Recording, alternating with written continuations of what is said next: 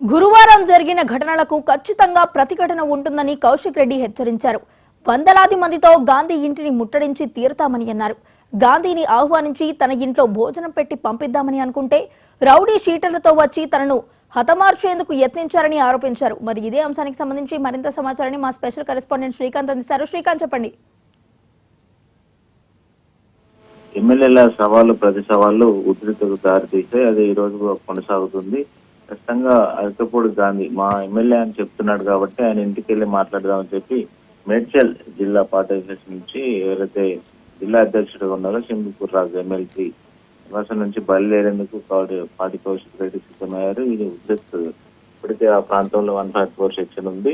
ఇప్పటికే డీజీపీ కూడా అందరు సిపిలను అలర్ట్ చేశారు. ఇటు సైబరాబాద్, రాచకొండ, హైదరాబాద్ ముగ్గురు సిపిలను అలర్ట్ చేశారు.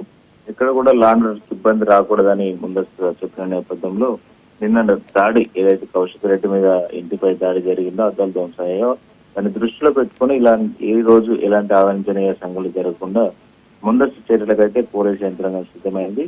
ఈ నేపథ్యంలోనే ఎక్కడికక్కడ బీఆర్ఎస్ శ్రేణులను నిలువరిస్తున్నారు, ఎక్కడికక్కడ అరెస్టులు చేస్తున్నారు. దీంతో పాటుగా ఎవరైతే ఎమ్మెల్యేలు ఉన్నారో వారందరినీ హౌస్ అరెస్ట్ చేశారు. ఎవరిని బయటకు రానియకుండా నిన్న పోలీసుల తోపులాట కావచ్చు, నిన్న సైబరాబాద్ సిపి ఆఫీస్ దగ్గర హరీష్ రావును అరెస్ట్ చేసిన సందర్భంగా ఆయన అది ఏదైతే పోలీస్ వెహికల్ లో ఎక్కించే సందర్భంగా ఆయన భుజానికి గాయమైందని చెప్పారు. అయితే దానికి సంబంధించి హాస్పిటల్లో చూపించుకుంటాను, హాస్పిటల్కి వెళ్తానని చెప్పి ఆయన రిక్వెస్ట్ చేసినా కూడా పోలీసు హౌస్ అరెస్ట్ లో ఉన్నారు, మీరు వెళ్ళడానికి వీల్లేదు, మేమే తీసుకెళ్తామని చెప్పారు. కొద్దిసేపటి క్రితమే హరీష్ రావు ఏఐజీ హాస్పిటల్కి వెళ్ళి ఆయనకు వైద్య పరీక్షలు నిర్వహించుకోవడం జరిగింది. పోలీసుల ఆధ్వర్యంలోనే ఆయన తీసుకెళ్లారు. ఎందుకని హౌస్ అరెస్ట్ లో ఉన్నారు కాబట్టి గృహ నిర్బంధంలో ఉన్న నేపథ్యంలో ఆయన పోలీసుల దగ్గర ఉండి తీసుకెళ్లాలి. ఈ నేపథ్యంలో ఆయన మళ్ళీ ఆయన ఇంటికే కోకపేటలోనే ఆయన నివాసానికి తీసుకెళ్లనున్నారు. అయితే ఆయనను పరామర్శించడానికి వస్తున్నటువంటి వారిని ఎక్కడికక్కడికి అదుపులోకి తీసుకొని అరెస్ట్ చేసిన పరిస్థితులు కనిపిస్తున్నాయి.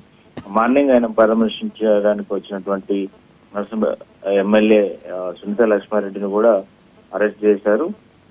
తర్వాత కొంతమంది నేతలు వస్తారు. అయితే గాంధీ ఇంటికి ఎవరైతే ఖైరతాబాద్ ఎమ్మెల్యే దానం నాగేందర్ వెళ్ళారో ఆయన గాంధీ ఇంటికి వెళ్ళారు, కానీ మేము వెళ్ళడానికి ఎందుకు అడ్డంకులు వస్తాయని ఒకరికొకలాగా చట్టం ఎందుకుందని చెప్పి బీఆర్ఎస్ శ్రేణులు ప్రశ్నిస్తున్నారు. కౌశిక్ రెడ్డి ఇదే క్వశ్చన్ చేస్తూ మేము కొట్లాడుకోవడానికో గొడవ పడడానికో వెళ్ళట్లేదు, మా పార్టీ ఎమ్మెల్యే అంటున్నాడు కాబట్టి మా పార్టీ ఎమ్మెల్యే దగ్గరికి మేము వెళ్ళి మాట్లాడుకుంటే తప్పేంటి అని చెప్పి ఇటు కౌశిక్ రెడ్డి మాట్లాడుతున్నాడు. నిన్న ఒక ఆయన మాట్లాడడానికి ఎమ్మెల్యే లాగా వచ్చి మాట్లాడడానికి వస్తే లంచ్ చేద్దాం అనుకున్నాం, లేకుంటే ఆహ్వానిద్దాం అనుకున్నాం, కానీ ఆయన రౌడీలతో వచ్చాడు, దురుసుగా ప్రవేశించాడు, దానికి చర్యకు ప్రతిచర్య ఉంటుందని ఇప్పటికీ కౌశిక్ రెడ్డి మాట్లాడుతున్న పరిస్థితి కనిపిస్తున్న నేపథ్యంలో, ఆందోళన ఉన్న నేపథ్యంలో పోలీసులు అయితే వీరిని ఎక్కడికక్కడ నిర్బంధించారు, ఎవరిని బయటికి రాకుండా చూస్తున్నారు. ఇటు గాంధీ ఇంటి వద్ద కూడా హై సెక్యూరిటీ ఏర్పాటు చేశారు. అటు కౌశిక్ రెడ్డిని, అటు సింబిపూర్ రాజు కావచ్చు, మిగతా ఎమ్మెల్యేలను కూడా ఎవరిని బయటకు రాకుండా హౌస్ అరెస్ట్ చేసిన పరిస్థితి కనిపిస్తుంది. ముఖ్యంగా ఇటు గాంధీ కూడా ఎవరు వచ్చినా మాట్లాడడానికి వస్తే నేను స్వాగతిస్తానని ఆయన చెప్తున్నారు. ఆయన అందుబాటులో ఆయన కార్యకర్తలు ఎవరైతే ఉన్నారో వారితో ఆయన నివాసంలోనే బీఆర్ఎస్ కార్యకర్తలతోటి నేను సమావేశం పెట్టుకుంటున్నానని ఆయన చెప్తున్నాడు. అదంతా ఉత్కంఠ అదైతే దారితీసింది. ఎమ్మెల్సీ సింబిపూర్ రాజు కూడా మాట్లాడుతూ ఆయన జిల్లాలో ఉన్నారు, ఆయన రంగారెడ్డి జిల్లా కిందకి వస్తారు, ఇటు మేడ్చల్ జిల్లా కిందకి వస్తారు ఆయన నియోజకవర్గం. సో ఆయన ఇటు రంగారెడ్డి జిల్లా ఆఫీసుకి కానీ ఇటు మేడ్చల్ ఆఫీసుకి కానీ ఎక్కడికైనా రావచ్చు, ఆయన జిల్లా దాంతో భేటీ అవ్వచ్చు. ఆయన కార్యకర్తగా అక్కడి నుంచి ప్రెస్ మీట్ నిర్వహించి లంచ్ చేసుకొని ఆ కేసీఆర్ వద్దకు వెళ్దాం, లేకుంటే ఒకవేళ నేను బీఆర్ఎస్ లో లేను అనుకుంటే రాజీనామా చేయొచ్చు అని చెప్పి షంబీపూర్ రాజు మాట్లాడిన పరిస్థితి. అంటే ఇవన్నీ ఉద్రిక్తత అయితే కొనసాగుతున్నాయి. ప్రతి సవాళ్ళు అయితే ఇంకా నడుస్తున్నాయి, నాటకీయ పరిణామాలు అయితే సాగుతున్నాయని చెప్పొచ్చు. నిన్న ఏదైతే ఇన్సిడెంట్ జరిగిందో ఒకేసారి హఠాత్ పరిణామంగా ఉంచిన విధంగా ఏదైతే పోలీసులు ఎక్స్పెక్ట్ చేయలేదు, అటు కౌశిక్ రెడ్డి కావచ్చు, అదేవిధంగా గాంధీ కూడా ఈ ఊహించని పరిణామంగా జరిగిందని చెప్పొచ్చు. అక్కడ ఒక్కసారిగా వందల సంఖ్యలో కార్యకర్తలు గుమిగూడి కౌశిక్ రెడ్డి మీద దాడి లాంటి ఘటనలు, తర్వాత బీఆర్ఎస్ ఎమ్మెల్యేలు ఎమ్మెల్సీలు ఒక్కసారి ఆయన ఇంటికి చేరుకుని అక్కడ నుండి సిపి ఆఫీస్కి వెళ్లి సిపి ఆఫీసులో తోపులాట్లు, పోలీసులతో గొడవలు, ఇవన్నీ ఉండకుండా లా అండ్ ఆర్డర్కి ఇబ్బంది జరగకుండా మెయిన్ గా సైబరాబాద్ అంటే ఇప్పుడు ఉన్న ప్రాంతంలో అంతా ఐటీ సెక్టర్, ఆ ఏరియాలో ఇబ్బంది వస్తే పెట్టుబడులు కావచ్చు, అదేవిధంగా హైదరాబాద్ బ్రాండ్ ఇమేజ్ కి దెబ్బతినే ఆస్కారం ఉన్న నేపథ్యంలో సీఎం ఇప్పటికే పోలీసు యంత్రాంగాన్ని అప్రమత్తం చేసిన నేపథ్యంలో ఇప్పటికీ పోలీసులు అయితే ఎక్కడికక్కడ కట్టడి చేశారు, అందరినీ నిలువరించిన పరిస్థితి కనిపిస్తుంది. ప్రస్తుతం ఏఐజీ హాస్పిటల్ నుండి హరీష్ రావును మళ్ళీ ఆయన ఇంటికి నివాసానికి తీసుకెళ్తున్నారు. బీఆర్ఎస్ మొత్తం 144 సెక్షన్ బట్టి ఎక్కడికక్కడనైతే నిర్బంధిస్తున్నారు. ఎందుకంటే గణేష్ నిమజ్జనం ఆసన్నం అవుతుంది, గణేష్ ఉత్సవ నవరాత్రులు జరుగుతున్న నేపథ్యంలో లా అండ్ ఆర్డర్ కూడా ఇబ్బందులు తలెత్తుదనే ఉద్దేశంతో సహకరిస్తున్నామని చెప్పి నిన్న హరీష్ రావు మాట్లాడిన పరిస్థితి కనిపించింది. అయితే ప్రస్తుతానికైతే ఇలాంటి వాతావరణం ఉన్న నేపథ్యంలో గ్రామాల నుంచి కూడా బీఆర్ఎస్ శ్రేణులు ఇటు తరలి వస్తున్నారు, నగరానికి వస్తున్నారు అని చెప్పి కొన్ని చోట్ల ఎక్కడైతే బీఆర్ఎస్ శ్రేణులు యాక్టివ్ గా ఉన్నారో వాళ్ళందరినీ సెకండ్ స్థాయి లీడర్లందరినీ అదుపులోకి తీసుకొని వారిని కూడా ఇళ్లలో హౌస్ అరెస్ట్ చేశారు, కొంతమంది పోలీస్ స్టేషన్లకు తరలించారు.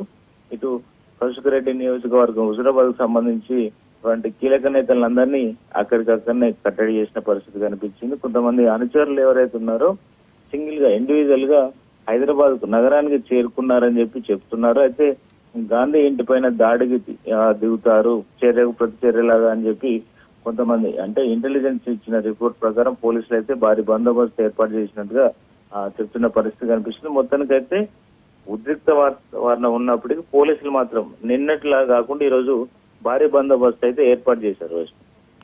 శ్రీకాంత్, మరి ఇటు గాంధీ పార్టీ మారినట్లు బీఆర్ఎస్ పార్టీ కూడా ప్రచారం చేస్తోంది. మరి దీనికి గాంధీ స్పందన ఏ విధంగా ఉంది?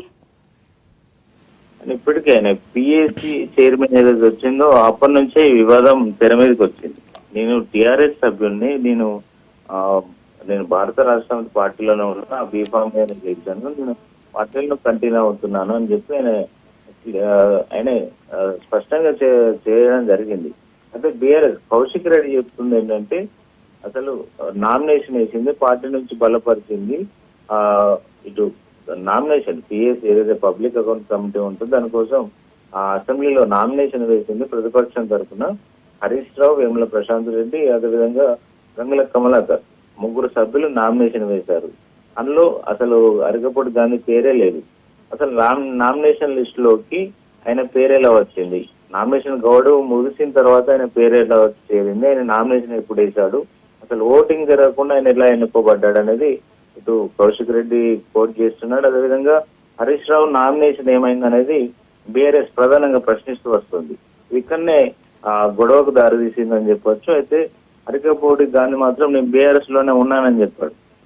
అయితే ఈ నేపథ్యంలోనే బీఆర్ఎస్ లోనే ఉంటే బీఆర్ఎస్ నువ్వు ప్రతిపక్ష నేతగా ఇచ్చామని చెప్పి ఇటు కాంగ్రెస్ కూడా క్లారిటీ ఇచ్చింది, ఆయన ప్రతిపక్ష సభ్యుడే అని చెప్పి అటు సీఎం రేవంత్ రెడ్డి అన్నారు, ఇటు legislative affairs minister Sridhar Babu కూడా ధృవీకరించారు. ఎవరైతే పిఎస్సి తీసుకున్నారో, పిఎస్సి వచ్చిందో అతనే నేను బీఆర్ఎస్ పార్టీ సభ్యుని అని చెప్తున్నారు కదా. అసెంబ్లీ స్టాటిస్టిక్స్ ప్రకారం కూడా బీఆర్ఎస్ సభ్యులు మొన్న రీసెంట్ గా జరిగిన అసెంబ్లీ స్టాటిస్టిక్స్ లో కూడా 38 మంది బీఆర్ఎస్ సభ్యులని ఇచ్చారు. అందులో అరకపూడి గాంధీ కూడా బీఆర్ఎస్ సభ్యుడని కూడా ఆ అసెంబ్లీ స్టాటిస్టిక్స్ లో మెన్షన్ చేశారు. సో బీఆర్ఎస్ సభ్యునిగానే అరకపూడి గాంధీ కొనసాగుతున్నారు. నేను బీఆర్ఎస్ సభ్యుని అని చెప్తున్నారు. ఆయన కప్పుకున్న కండువా నేను దేవుని కండువా అని చెప్తూ వస్తున్నారు. దీన్ని కౌశిక్ రెడ్డి ఛాలెంజ్ చేశారు. ఆయన చీర అదేవిధంగా గాజులు చూపిస్తూ రాజీనామా చేయకపోతే బీఆర్ఎస్ కండువా కప్పు ఇంటికి వచ్చి లంచ్ చేస్తా, బ్రేక్ఫాస్ట్ చేస్తా, మాట్లాడతాం, అక్కడ నుండి తెలంగాణ భవన్ వచ్చి మీటింగ్ పెట్టి అక్కడ నుండి తర్వాత కేసీఆర్ దగ్గర వెళ్దాం అనేది సవాల్ చేసుకున్నారు. ఇది ఉద్రిక్తకు దారితీసిందని చెప్పొచ్చు. మెయిన్ గా ఇదే ఇన్సిడెంట్. సో దీన్ని ఇటు ప్రతి సవాలుగా తీసుకుంటున్నారు. నేను బీఆర్ఎస్ లోనే ఉన్నాను అనేది గాంధీ వాదనగా ఉంది. కాంగ్రెస్ నాయందరూ కూడా ఆయన ఆల్రెడీ కాంగ్రెస్ ఎంపీ కంటెస్ట్ చేశారు సికింద్రాబాద్ నుంచి. ఆయన గాంధీ ఇంటికి చేరుకున్నారు, ఆయనతోటే ఉన్నారు. ఇప్పుడు వారి ఇంటి వద్ద కూడా వారి బందోబస్తు ఉంది. అని కాంగ్రెస్ లో చేరినప్పటికీ కాంగ్రెస్ లో చేరాలన్నది అందరూ తెలిసిన సత్యమే. కానీ ఇటీవల ఏదైతే టెక్నికల్ గా మాత్రం ఆయన బీఆర్ఎస్ లో కొనసాగుతున్నారు, ఆయన మాత్రం కాంగ్రెస్ పార్టీలో చేరారు, అది అందరికీ తెలిసిందే. కానీ ఆయన నేను టెక్నికల్ గా ఏదైతే అంశాలు ఉంటాయో ఇవాళ ఎమ్మెల్యే అనర్హత పిటిషన్ కు సంబంధించి కోర్టు స్పీకర్ కు 4 వారాలు గడువు ఇచ్చిన నేపథ్యంలో దీనిపై టెక్నికల్ గా మాత్రం Right. బీఆర్ఎస్ ఎమ్మెల్యేనని చెప్తున్నారు. Right, thank you Srikanth.